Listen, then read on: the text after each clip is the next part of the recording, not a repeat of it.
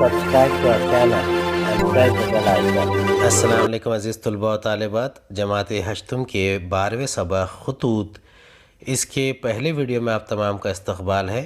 آپ کو ہمارا ویڈیو پسند آئے تو اسے لائک کیجئے، شیئر کیجئے، ہمارے چینل کو سبسکرائب کیجئے، اس ویڈیو کو آخر تک دیکھیے۔ چلیے شروعات کرتے ہیں۔ سب سے پہلے ہم مصنف کا تعارف حاصل کریں گے اور پہلی بات پڑھیں گے، اور اس کے بعد اس خط کو پڑھ کر سمجھنے کی کوشش کریں گے۔ نشاط النساء بیگم: خدا کا شکر ہے کہ ٹرین ٹھیک وقت پر ناگپور پہنچی۔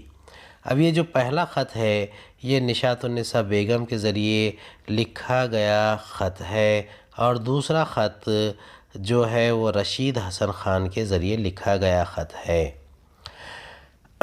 یہ خط جو لکھے جا رہے ہیں اور اسی مناسبت سے یہاں پر اس کا بیان بھی ملتا ہے۔ عرفان میاں مجھے لینے اسٹیشن آ گئے ہیں۔ سلیم صاحب نے اسٹیشن پر اترتے ہی اپنی بخیریت پہنچنے کی اطلاع ایک میسیج کے ذریعے گھر والوں کو دے دی۔ یہ بھی ایک نعمت خداوندی ہے کہ ہم جدید وسائل کی مدد سے ایک دوسرے سے بآسانی اور فوراً رابطہ قائم کر لیتے ہیں۔ یعنی اگر آپ کبھی کسی دوسرے شہر سے اگر اپنے گھر واپس آ رہے ہیں تو آپ فون کے ذریعے یا میسیج ڈال کر بتا سکتے ہیں اور اپنے گھر سے کسی شخص کو بلا سکتے ہیں تاکہ وہ آپ کو سواری کے ساتھ اٹھا کر سامان کے ساتھ گھر لے جا سکے۔ یہ بھی ایک نعمت خداوندی ہی ہے۔ ویڈیو کانفرنسنگ کے ذریعے روبرو بات چیت سے بھی لطف اندوز ہوتے ہیں۔ ایک زمانہ تھا جب مسافر کے منزل پر پہنچنے کی اطلاع خط یا تار کے ذریعے کئی دنوں بعد اس کے گھر والوں کو ملتی تھی۔ اب تو خط لکھنا بیتے دنوں کی یادگار بن کر رہ گیا، تاہم اس کا چلن اب بھی پوری طرح ختم نہیں ہوا ہے۔ یعنی خط ابھی بھی لوگ لکھتے ہیں، لیکن بہت ہی کم لوگ خط کا استعمال کرتے ہیں۔ زیادہ تر موبائل کے ذریعے میسیج یا کال کر لیتے ہیں، فون کر لیتے ہیں۔ خط کو عادی ملاقات بھی کہا جاتا ہے، یعنی خط لکھنے والا اطلاعات کے علاوہ اپنے خیالات، احساسات کو بھی خوبصورت انداز میں محفوظ کر دیا کرتا۔ خط لکھنے کے اسی انداز نے جب فن کا درجہ حاصل کیا تو خط کو ادبی حیثیت حاصل ہوئی۔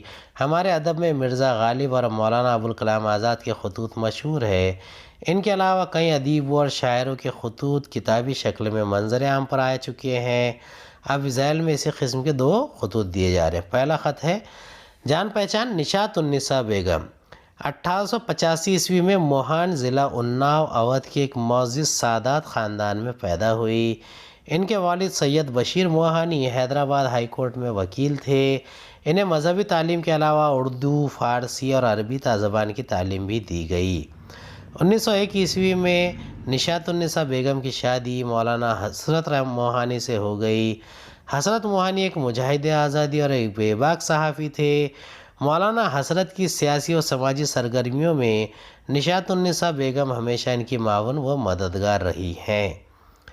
دیکھیے، اس سے پہلے ہم جماعت دوم میں مولانا حسرت موہانی کی زندگی کے معلومات پڑھ چکے ہیں، اور اس کے علاوہ نشاط النساء بیگم نے بھی مولانا حسرت موہانی کی زندگی میں ایک اہم کردار ادا کیا ہے۔ ہندوستان کی جنگ آزادی میں جن خواتین نے بڑھ چڑھ کر حصہ لیا، ان میں نشاط النساء بیگم کا نام بھی قابل ذکر ہے۔ نشاط النساء بیگم کا 18 اپریل 1937 کو کانپور میں انتقال ہوا۔ ذیل میں ان کا ایک خط دیا گیا ہے جو انہوں نے اپنے محترم بزرگ مولانا عبدالباری فرنگی محلی کو لکھا تھا۔ چلیے اس خط کو پڑھتے ہیں اور اسے سمجھنے کی کوشش کرتے ہیں۔ نشاط النساء بیگم بنگلہ سیٹ چھوٹانی پونا 20 جمادی الثانی 1342 ہجری جناب علی تسلیم مزاج اقدس۔ اب یہ اقدس مقدس پاک اس کے لیے استعمال کیا جاتا ہے۔ گرامی نامہ 13 جمادی الثانی کا صادر ہوا۔ اب گرامی نامہ یہ کسی بڑے بزرگ کا جو خط ہوتا ہے اسے گرامی نامہ کہتے ہیں۔ خیریت مزاج و حالات معلوم کر کے اطمینان ہوا، یعنی یہاں پر خیریت دریافت کرنے کے بجائے خیریت کی بہتری ہونے کی وجہ سے اطمینان کا اظہار کیا جا رہا ہے۔ مولانا کی تاکید ہے کہ جب تک میں نہ کہوں نہ جانا. دوسرے یہاں میں نے سیف الرسول یعنی وارڈر کی اپیل وکیل بیرسٹروں کی رائے سے 22 دسمبر کو بمبئی ہائی کورٹ میں داخل کر دی ہے. ممکن ہے کہ اس پر دفعہ 161 رشوت والی اڑا دی جائے تو مولانا کو بھی اس سے فائدہ ہوگا. اب یہاں پر جو چیزیں بیان کی جا رہی ہے یعنی جو آرڈر بیان کیا جا رہا ہے وہ بیرسٹروں کی رائے کے ذریعے ہی داخل کردہ ایک عرضی ہے اور اس سے مولانا حسرت موہانی کو بھی فائدہ حاصل ہو سکتا ہے. رشوت کا قصہ بالکل لغو جھوٹ سراسر خلاف قاعدہ و قانون چلایا ہے. اب یعنی یہاں پر صادر ہونا یعنی پہنچنا، لغو یعنی جھوٹ، بیہودہ، بے معنی، بیکار، صریح صاف طور پر ظاہر طور پر، ملاحظہ مشاہدہ دیکھنا، مفید یعنی فائدہ مند جو فائدہ پہنچا سکے. تو یہاں کیا کہا، رشوت کا قصہ بالکل لغو جھوٹ سراسر خلاف قاعدہ قانون چلایا. ابھی تاریخ پیشی نہیں معلوم ہوئی ہے، غالباً 6 فروری کو ہوگی. آخری فیصلہ ٹھیک ہوا تو مجسٹریٹ کی صریح بے ایمانی کا راز کھل جائے گا. یعنی مجسٹریٹ بے ایمانی کرے گا تو اس کا صاف طور پر صریح کے معنی صاف ظاہرہ طور پر ان کا جو بھید ہے وہ کھل جائے گا. خیر علاج برابر کر رہی ہوں میرے مرض کے بجائے کانپور کے پونے کی آب و ہوا ڈاکٹروں کی رائے سے مفید ہے. یعنی کانپور کے بجائے اگر وہ پونے میں رہتی ہیں تو وہاں کی آب و ہوا مصنفہ کے لیے بہتر ہوگی، ایسا وہ اپنے خط کے ذریعے بیان کرتی ہے. دوسرا یہ بنگلہ بھی شہر سے دور بنا ہوا ہے. پہلے کی بنسبت صبح کے وقت طبیعت کسی قدر صاف رہتی ہے. باقی جو خدا کی مرضی اس میں کسی کا کیا دخل.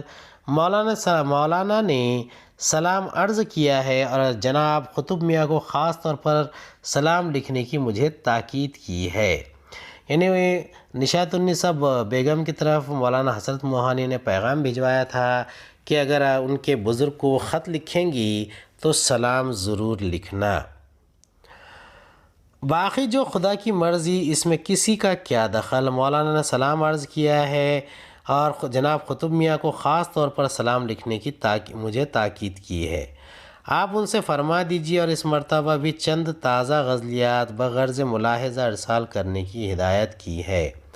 یعنی مولانا حسرت موہانی یہ بہت ہی قادر الکلام شاعر تھے اور اسی لحاظ سے ان کی غزلوں کے اکثر مجموعے چھپا کرتے تھے.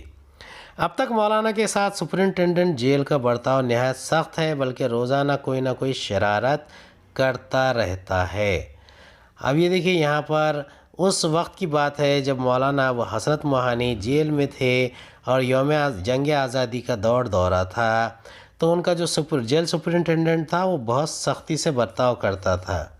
حال ہی میں مزید لغویت یہ کہ برش، آئینہ، سرما، قرآن شریف رکھنے کا تختہ، حتیٰ کہ پانی کا گھڑا تک اٹھوا لیا ہے. یعنی مولانا حسرت موہانی کو جب جیل میں رکھا گیا تو پہلے تو بھی برش ملا کرتا تھا، آئینہ، سرما، قرآن شریف. اب یہ تمام چیزیں رکھنے کا جو تختہ ہوتا تھا اور پانی کا گھڑا وہ بھی جیل سپرنٹینڈنٹ نے اٹھا لیا، ایسا وہ کہہ رہی ہیں. پانی کی بھی قلت ہے، روٹی ایک صبح کو گیہوں کی ملتی ہے اور وہ بھی بند ہے. جوار باجرے کی روٹی مٹی ملی ہوئی ہے. اب دیکھیے یہ اس وقت کا ذکر ہے جب جوار باجرہ سستا ہوا کرتا تھا. اسی لحاظ سے جب جوار باجرے کی روٹی ملی تو اس میں مٹی ملی ہوئی تھی. ترکاری خراب ملتی ہے، سب سزائے روزانہ اس لیے دی جاتی ہے کہ کام کیوں نہیں کرتے. یعنی مولانا حسرت موہانی وہاں پر جیل میں رہنے کے باوجود کام نہیں کر رہے تھے، اسی لیے ایسی سزائیں دی جا رہی تھی. مگر مولانا بھی اپنی دھن کے پکے ہیں، ان کی کسی بات سے خوف نہیں، برابر سے مقابلہ کرتے ہیں. مگر مجھے کسی قدر تردد پیدا ہو گیا ہے. اب تردد ہو جانا یعنی شک ہو جانا، ارسال کرنا یعنی بھیجنا، بنسبت یعنی کہ مقابلے میں. معتبر قابل اعتبار شخص کو کہتے ہیں اور سینسر شدہ یعنی جانچ پڑتال کیا ہوا، بفضلہ یعنی مرد خدا کے فضل سے. اب مولانا حسرت موہانی دھن کے پکے ہیں، ان کی کسی بات سے خوف نہیں، برابر سے مقابلہ کرتے ہیں، مگر مجھے کسی قدر تردد پیدا ہو گیا ہے جب سے مجھے معتبر ذرائع سے معلوم ہوا کہ 1 سال سے زائد قید تنہائی اس پر مجھے مزید سختیاں، اور لکھنا تو درکنار، پڑھنے کے لیے ایک کتاب بھی معمولی، ان کو سینسر شدہ بھی جو گورنر کے دفتر سے واپس آتی ہے، سپرنٹینڈنٹ نہیں دیتا، ان کے دماغ پر خراب اثر خدا نخواستہ پڑنے لگا ہے۔ دعا فرمائیے کہ دماغی حالات صحیح رہے اور صحیح سلامت اللہ تعالیٰ ان کو ظالموں کے ظلم سے رہا کر دے۔ نعیمہ رضوان الحسن سلمہ عبدالسمیع بھی فضل و خیریت ہیں اور آداب گزار ہیں، امید ہے خیریت سے مزاج سے جلدی اطلاع دیں گے۔ فخر اہلیہ حسرت موہانی۔